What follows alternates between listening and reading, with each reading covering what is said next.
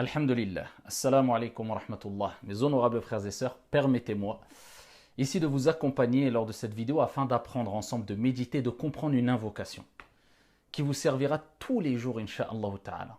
Apprenez-la, comprenez-la, méditez-la et enseignez-la autour de vous, à vos proches, à vos parents, à vos enfants, à vos épouses, à vos époux, etc. Pourquoi? Parce qu'on en a besoin. Et de toute manière, permettez-moi de vous dire que le dhikrullah, et on ne le dira jamais assez, on en a toutes et tous besoin de manière quotidienne.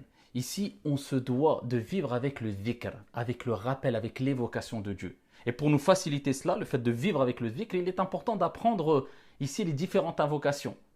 Quand on sort de chez soi, en rentrant chez soi, avant de rentrer dans une mosquée, en sortant d'une mosquée, avant de manger, en finissant de manger, avant de dormir, en se réveillant, etc. Et c'est pour cela qu'à travers ces quelques vidéos, eh bien, ça fait déjà quelques temps, j'essaie de vivre et de voyager avec vous avec certaines invocations afin de les apprendre ensemble, mais surtout de les comprendre et de les mettre en application. Et afin de faire partie de celles et ceux qui ont reçu l'éloge d'Allah Azza wa Jalla lorsqu'il dit وَالذَّاكِرِينَ اللَّهَ كَثِيرًا وَالذَّاكِرَاتِ أَعَدَّ اللَّهُ لَهُمْ مَغْفِرَةً وَأَجْرًا عَظِيمًا اللهم اجعلنا منهم ya Rabb.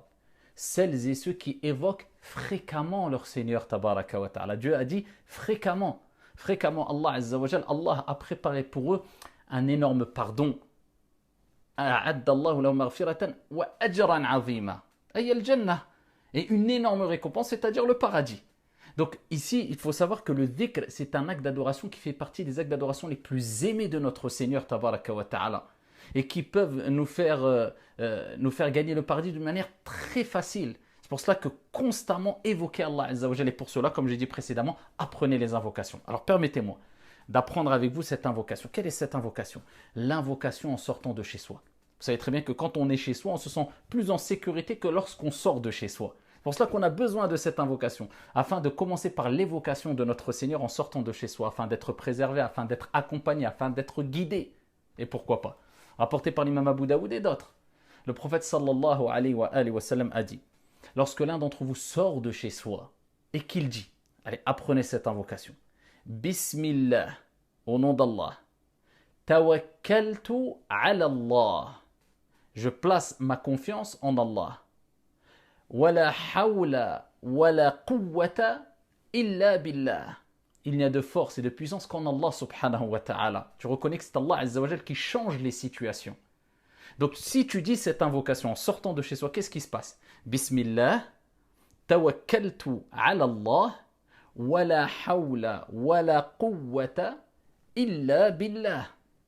Lorsque tu sors de chez toi et tu dis cette invocation, le prophète alayhi salatu wa sallam dit, il lui est dit Hudit wa kufit wa uqit.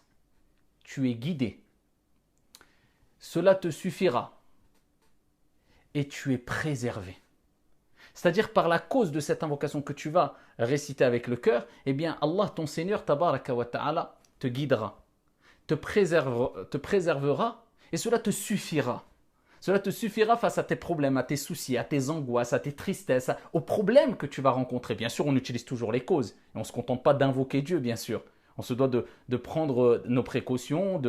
Mais ce volet spirituel eh bien, te permet d'avoir l'assistance d'Allah subhanahu wa ta'ala. C'est pour ça que tu commences en disant Bismillah.